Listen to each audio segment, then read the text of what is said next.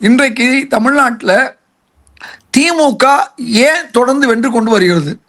2016 திமுக வெறும் 1.5 விழுக்காட்டு வாக்குல தான் தோத்துச்சு, வெற்றி வாய்ப்பை இழந்துச்சு. 0.75 எடுத்திருந்தா அதிமுக அன்னைக்கு ஆட்சிக்கு வந்திருக்காது. நான் சொல்வது 2016. இவ்வளவுலையும் இன்னைக்கு திமுக இருக்க கூட்டணி கட்சி எந்த கட்சியுமே அங்கே இல்லை. இருந்தது வெறும் காங்கிரஸும் திமுக 2 கட்சி தான் இருந்தது. மற்ற கட்சிகள் எல்லாம் பெரிய கட்சிகள் சொல்லக்கூடிய அந்த மக்கள் நல கூட்டணியில் தான் அவர்கள்லாம் இருந்தார்கள். தேமுதிகவா இருக்கட்டும், அனைத்து கட்சிகளும், கம்யூனிஸ்ட் கட்சிகளாக இருக்கட்டும், விடுதலை சிறுத்தையாக இருக்கட்டும். அப்ப இந்த அளவுக்கு வாக்கு சதவீதம் திமுகவுக்கு தொடர்ந்து கிடைப்பதற்கு என்ன காரணம்? அடுத்து 10 தோல்வி பழனிசாமி சொன்னாங்க இல்லையா?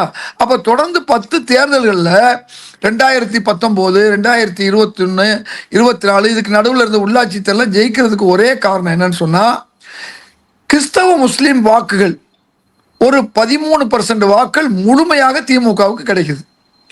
அப்ப முஸ்லீம்களுடைய வாக்குகள் அதுல 6 இருந்து 7 விழுக்காடு முழுமையா கிடைச்சிச்சு. அதுக்கு முன்ன இந்த வாக்குகள் கொஞ்சம் அதிமுகவுக்கு செல்லும், இது பாண்டி திரு விஜயகாந்துக்கு செல்லும். இப்படி சென்ற ஒரு நிலைமை மாறி 2016க்கு பிறகு இந்த சிஏஏ, என்சிஆர், பலமளிப்பு முஸ்லீம்களுக்கு விரோதமான செயல்களை 2014 செஞ்சதுல இருந்து அதை கையில் எடுத்து விட்டது திமுக. ஆனா இது எல்லாத்துக்கும் மிக முக்கியமான காரணம் என்னன்னு சொன்னா, உங்களுக்கு நன்றாக தெரியும், காயிதமில்லத் இஸ்மாயில் சாஹிப் அவர்கள் காலத்திலிருந்து கேட்கப்பட்டதுதான் இடஒதுக்கீடு, இஸ்லாமியுடைய இடஒதுக்கீடு. அந்த இடஒதுக்கீடு உங்களுக்கு பல அமைப்புகள் கடைசி வரை போராடினாங்க, தீர்மானம் போடுவாங்க, இதுதான் செய்வாங்க. ஆனா அந்த முறைப்படி நம்முடைய முதல்வர் மாண்புமிகு கலைஞர் அவர்களை எனது இலக்கிய மாநாட்டிற்கு அழைத்து அதனுடைய பொதுச்செயலராக நான் இருந்தபோது அந்த மாநாட்டிலே ஒரு வரவேற்புரையிலே கேரளத்தால 35 நிமிஷம் கலைஞர் அவர்களையும் ஆளுநரிடம் இந்த எடுத்து சொன்னேன். ஏன் நீங்க இந்த இடஒதுக்கீடு கொடுக்கணும்? எங்க காங்கிரஸ் கட்சி கேரளாவில் கொடுத்துருச்சு 12 விழுக்காடு, எங்க காங்கிரஸ் கட்சி 4 விழுக்காடு கர்நாடகாவில் கொடுத்துருச்சு, எங்க காங்கிரஸ் கட்சி 5 விழுக்காடு ஆந்திராவில் கொடுத்துருச்சு. ஆனா முஸ்லீம்களுக்கு வேண்டிய நீங்க இதுவரையும் கொடுக்கல என்று அவருக்கு ஆதாரபூர்வமான தகவல்லாம் எடுத்து சொன்ன பிறகு அந்த மேடையில் அவர் சொன்னார், நண்பர் இதயத்துல்லா கூறுவது போன்று இடஒதுக்கீடு கேரளாவிலும் கர்நாடகாவிலும் நடைமுறை இருக்குமானால் நாளைக்கு அவசர சட்டம் கொண்டு வருகிறேன் என்று சொன்னார். சொன்ன மாதிரி உடனே கொடுத்தார். அதுக்கு அடுத்து என்னுடைய இல்ல திருமண விழாவுக்கு கலைஞர் வந்தார் 2011. இந்த 3.5 எங்களுக்கு போதல, எங்களுக்கு 7 விழுக்காடு இருந்துச்சு, இந்த 7 விழுக்காட்டுல 2 நீங்க வச்சுக்கோங்க, ஓபிசிக்கு வச்சுக்கோங்க, எங்களுக்கு இந்த 5 அவசியம் கொடுங்க, ஒரு 1.5 விழுக்காடு நீங்க கொடுத்தீங்களா உங்களோடு ஒன்றி இருப்போம் என்று அந்த மேடையிலே சொன்னேன். அப்பொழுது கூட கலைஞர் சொன்னாரு, இதயத்துல்லா என்னை அழைத்தது மனவிழாவுக்கா அல்லது மாநாட்டிற்கா என்று சொல்லிவிட்டு இந்த 5 விழுக்காடை நிச்சயமாக இந்த 2011 ஆட்சிக்கு வந்த உடனே நான் தருகிறேன் என்று சொன்னார். அந்த இடைப்பட்ட காலகட்டத்தில் உலமா வாரியத்தை நாங்கள் கேட்டு பெற்றோம். அதே மாதிரி மகளிர் உதவு சங்கம் 10 லட்சம் கொடுத்தா மாவட்டங்களுக்கு 20 லட்சம் கொடுக்கறதை கேட்டு பெற்றோம். அதே மாதிரி பிசி ஹாஸ்டல்ல முஸ்லீம்கள் தங்க முடியாது, எங்களுக்கு தனியா ஹாஸ்டல் கொடுங்கன்னு கேட்டோம். 16 ஹாஸ்டல் கொடுத்தாரு. டாம்கோ மூலமா கூடுதல் ஸ்காலர்ஷிப் கொடுக்கணும், பிற மாநிலங்கள்ல பாஜக தடுத்து வச்சிருக்கு, அந்த மாநிலங்களுக்கு காங்கிரஸ் அரசு 75 விழுக்காடு கொடுக்குது, 25 விழுக்காடு கொடுக்காம ஏமாத்துது, அதனால அதையும் நீங்க கொடுங்கன்னு சொன்னோம். அதே மாதிரி அதிகமான ஸ்காலர்ஷிப் முஸ்லீம்கள் கொடுத்தாரு. இதே மாதிரி ஏற்கனவே அவர் பல்வேறு வக்குப்பு கல்லூரி, காயிதமில்லத் ஏற்கனவே அவர் கொடுத்துட்டாரு.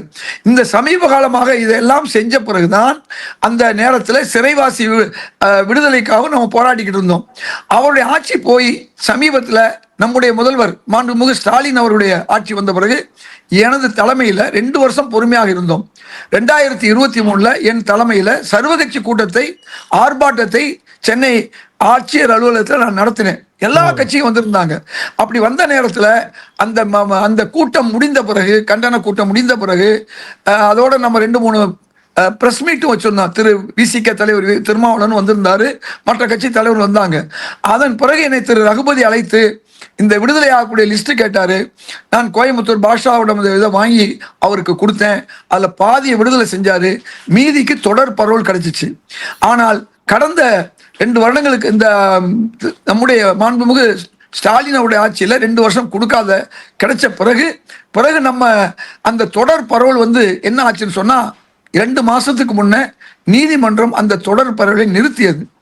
உடனடியாக நான் சிறைத்துறை அமைச்சர், அதே மாதிரி உள்துறை செயலாளர், சிறைத்துறை செயலாளர், அதே மாதிரி நம்முடைய துணை முதல்வர், அதன் பிறகு வாக்கிங்கில் நானும் நம்முடைய மாண்புமிகு ஸ்டாலின் அவர்களும் பேசி உடனடியாக செய்ய வேண்டும் என்று சொன்ன பிறகு அந்த தொடர் பரவல் 15 குடும்பத்துக்கு கிடைச்சது. அந்த 15 குடும்பமும் என்னை கோயம்புத்தூர்ல ஒரு பெரிய பாராட்டு விழா வைத்து என்னை பாராட்டினாங்க. அதுல கோயம்புத்தூர் பாஷாவுடைய மகளும் இதை எடுத்து சொன்னாங்க. ஆக இது போன்ற காரியங்களை அவர்கள் செய்ததன் காரணமாகத்தான் இன்னைக்கு முஸ்லீம்கள் திமுகவை நம்புகிறார்கள். ஏன் அதிமுகவும் சில காரியங்களை செஞ்சாங்க, நான் இல்லைன்னு சொல்ல முடியாது. ஆனா திமுகவை நம்புவதற்கு என்ன காரணம்னா, நம்முடைய கோரிக்கைகள் பல கோரிக்கைகளை ஏற்றால் அதுக்கு ஒரு காரணமாக நாமும் இருந்தோம் இறைவன் அருளால். அதனால நான் எதுக்கு சொல்ல வரேன்னு சொன்னா, அழுத புள்ளதான் பால் குடிக்கும். நான் ஒரு எம்எல்ஏவும் கிடையாது, நான் எம்பியும் கிடையாது. ஆனால் தொடர்ந்து போராடிக்கிட்டு இருக்கேன். நம்ம சமுதாயத்துக்கு மட்டும் இல்லை, ஆசிரியர்கள் பிரச்சனையை போராடினேன். சொத்து வரி விஷயத்தில் நேருவோட போய் பேசி இதை குறைக்கணும்னு சொன்னேன். அதனால தான் உங்களுக்கு ஒவ்வொரு பாராளுமன்ற தொகுதியிலும் 1 லட்சம் வாக்குகள் குறைஞ்சிருக்கு. 52லேருந்து நீங்கள் 47 மாறி இருக்கீங்க கூட எடுத்து சொன்னேன். அதே மாதிரி செவிலியர்கள் போராட்டத்தில் கலந்து கொண்டேன். தூய்மை பணியாளர்கள் போராட்டத்தில் எதுக்கு சொல்ல வரேன்னு சொன்னால், நாம் ஆட்சியில் இருப்பவர்களுக்கு அவர்கள் தவறு செய்தால் அதை தட்டி கேட்க வேண்டும்.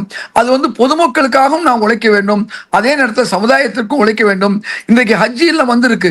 இந்த ஹஜ் இல்லத்துடைய உத்தரவு என் பேர்ல வந்திருக்கு. என்ன காரணம் சொன்னா, அதை முறையாக தொடர்ந்து ஃபாலோ பண்ணனால அரசு எப்படி இடஒதுக்கீடுல இருந்து மற்றது என்னுடைய பேர்ல அந்த உத்தரவு வந்திருக்கோ, ஹஜ் இல்லமும் என் பேர்ல வந்திருக்கு. நான் தொடர்ந்து அந்த முயற்சிகளை எடுத்துக்கொண்டு இருக்கிறேன். இந்த காரணங்களால் தான் இன்னைக்கு திமுக வெற்றி பெறுவதற்கு இதுதான் முக்கியமான காரணம். இந்த முஸ்லிம்கள் ஓட்டு அந்த 6-7 விழுக்காடு இல்லைன்னு சொன்னா, 2016 அந்த 3 விழுக்காடுல, அதாவது 1.5 விழுக்காடுல அவங்க வெற்றி வாய்ப்பை இழந்ததுக்கு இவ்வளவு வாக்கு கிடைச்சதுக்கு அதுதான் காரணம். அதே மாதிரி 2021 அவர்களுக்கு வாக்கு கிடைச்சதுக்கும் முஸ்லிம்கள் வாக்கு மட்டும்தான் அவர்களை தொடர்ந்து வெற்றி பெற செய்கிறது. ஆகவே நான் திமுக தலைவரிடம் நான் சொன்னதெல்லாம், இந்த தடவையாவது கூடுதல் இடங்களை கொடுங்கன்னு கேட்டேன். இன்னைக்கு நல்லபடியாக 13 இடங்கள்ல வெற்றி பெறக்கூடிய இடங்கள் திமுக கூட்டணியில் கிடைச்சிருக்கு. அதிமுக வழக்கம் போல பாஜக மாதிரி ஒரே ஒரு இடம் தான் கொடுத்துருக்கு. மற்ற கட்சிகளை சொல்ல வேண்டியது, அவங்களுக்கு வேட்பாளர் நிற்கிறதுக்கே ஆள் இல்லாத ஒரு சூழல்ல அங்கேயும் கொஞ்சம் பேருக்கு கொடுத்துருக்காங்க. அதனால நாம் வெற்றி பெறக்கூடிய வேட்பாளர் என்கிற அடிப்படையில் திராவிட முன்னேற்ற கழக கூட்டணி ஏறத்தாழ 13 முஸ்லீம்களுக்கு கொடுத்ததன் விளைவு இந்த தடவை முழுமையாக 100க்கு 100 முஸ்லீம்களுக்கு கிடைக்கும். அதுல 1 விழுக்காடு. நேற்று கூட நான் கிருஷ்ணகிரி வரை பிரச்சாரத்துக்கு சென்றிருந்தேன். ஒவ்வொரு இடமா செல்லும் பொழுது அங்கே முஸ்லீம் ஜமாத்துகளை தான் நான் கூப்பிடுவேன். கடந்த தேர்தலில் 2021 நானும் இன்னைக்கு எதிராக இருக்கக்கூடிய திரு வேலுச்சாமி அவர்களும் தமிழ்நாடு முழுக்கும் ஜமாத்துகளை ஒருங்கிணைத்து அந்த தேர்தல் நேரத்தில் போய் சந்தித்து நீங்கள் முழுமையாக வாக்களிக்க வேண்டும் என்று சொன்னோம். ஆனா இன்னைக்கு சூழல் வேற. இன்னைக்கு சூழல் தாவேகாவுக்கு முஸ்லீம்களுடைய இளைஞர்கள் பெண்களுடைய வாக்கு 1% சென்று விடலாம் என்ற ஒரு அச்சம் இருந்ததுனால இப்போவும் தமிழ்நாட்டில் எல்லா ஊர்களையும் நம்முடைய 3800 பைத்துல் மால்கள் மூலமாகவும் அங்குள்ள ஜமாத்துகள் மூலமாகவும் நீங்க இந்த தாவேகாவுக்கு போற வாக்குகளை தடுக்க வேண்டும் என்று நேற்று 2-3 கூட்டங்கள்ல பள்ளிவாசல்கள்ல எல்லா ஜமாத்துகளையும் ஒருங்கிணைச்சு நாங்க பேசணும். எப்படி அந்த மக்களுக்கு எடுத்து சொல்லணும், தாவேகாவுக்கு ஓட்டு போடக்கூடாதுன்னு சொல்லணுங்கிறதையே எடுத்து சொன்னோம். பெண்களை எப்படி அதிகாலையிலே கூட்டிட்டு போய் வாக்களிக்க வேணும். இதுல திமுக வருவதல்ல முக்கியம். திமுக ஆட்சி என்பது நமக்கு செகண்டரி. பாஜக எந்த வகையிலும் வந்துவிடக்கூடாது, நேரடியாகவோ மறைமுகமாகவோ வந்துவிடக்கூடாது. ஆக திமுக மீது சில மனக்குறைகள் இருக்கலாம். ஆனால் அவை பார்த்தீங்கன்னா ஒரு 10 விழுக்காடு இருக்கலாம். ஆனால் 90 விழுக்காடு நமக்கு ஆதரவாக இருக்கிறது என்பதை உங்கள் தொலைக்காட்சி மூலமாக, உங்களுடைய யூடியூப் சேனல் மூலமாக உலகத்தில் இருக்கக்கூடிய சமுதாயத்தவருக்கு சொல்லுவேன். நீங்கள் ஒவ்வொருவரும் உங்களுடைய மக்களுக்கு தொலைபேசி வாயிலாக சென்று நீங்கள் அவசியம் திமுகவுக்கு வாக்களிக்க வேண்டும் என்று சொல்ல வேண்டும் என்ற ஒரு வேண்டுகோளோடு எனது வார்த்தையை நிறைவு செய்கிறேன். மகிழ்ச்சி, வாழ்த்துக்கள், நன்றி. Okay, very good brother.